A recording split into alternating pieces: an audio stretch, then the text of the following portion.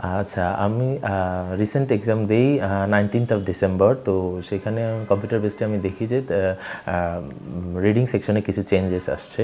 তো আমি এটা শুনছিলাম যে হচ্ছে ব্রিটিশ কাউন্সিল তাদের ইয়ার এন্ডের দিকে মানে ডিসেম্বরের দিকে তাদের কোয়েশ্চেন প্যাটার্নে কিছু চেঞ্জ আনে।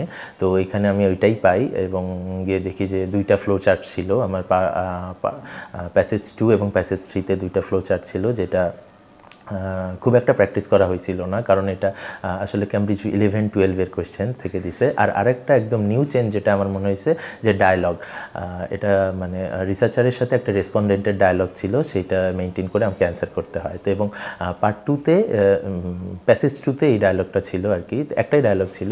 তো এরকম কিছু চেঞ্জেস, তো এই কারণে আমি বলবো যে স্টুডেন্টসরা এখন ইদানিং দেখা যায় শুধু ক্যামব্রিজ 14 আর 15 থেকে 20 পর্যন্ত প্র্যাকটিস করে, 11-12-এ হাত দেয় না। তো সেক্ষেত্রে অন্তত অ্যাটলিস্ট একবার অথবা দুইবার ক্যামব্রিজ 10-11-12টা প্র্যাকটিস করা উচিত, অন্তত সিবিটি এর ক্ষেত্রে।